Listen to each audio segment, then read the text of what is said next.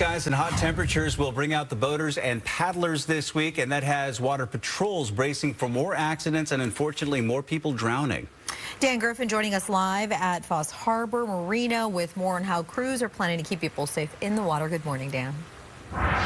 Hey, good morning to you. You know, boating season is here. It's warm outside. That weather, though, could be a little misleading. If you hop into that water, it could be really quite chilly. So you need to be prepared for that. Officials say that a fall into the water could be under 70 degrees. It could be dangerous, and many of Washington's waters are colder than 60 degrees all year. So National Safe Boating Week isn't until May 20th, but if the campaign really rings true now, because it's all about making sure that people stay safe, especially as everyone starts getting out to enjoy this beautiful weather.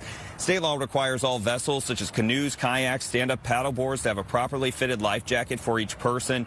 State law also requires kids 12 and younger to wear a life jacket on vessels less than 19 feet long. And some of the latest boating accident data from the state of Washington shows that in 2021, 13 people died in an accident, with 55% of those happening on human-powered watercraft. So only 2 of them had a boater education card, and this is frightening.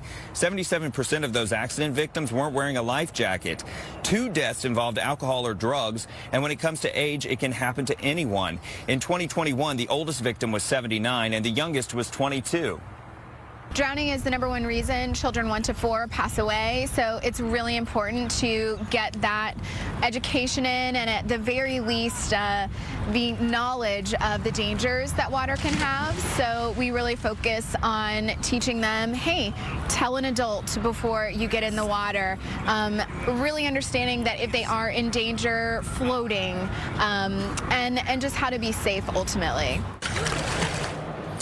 So officials say this is why it's important to take an approved boating safety education course and carry that boater education card. They say you should always wear a life jacket, avoid alcohol or drugs, bring communication devices that work when wet, know the weather and the forecast, and protect yourself against cold weather shock. And something else to keep in mind, there are life jacket loaner stations. These are located in some marinas, at boat ramps, some of those paddlecraft launch areas as well in state parks, where you can borrow for a baby, you can borrow for a child or an adult for the day or weekend at no charge. You just return that life jacket back to the same site.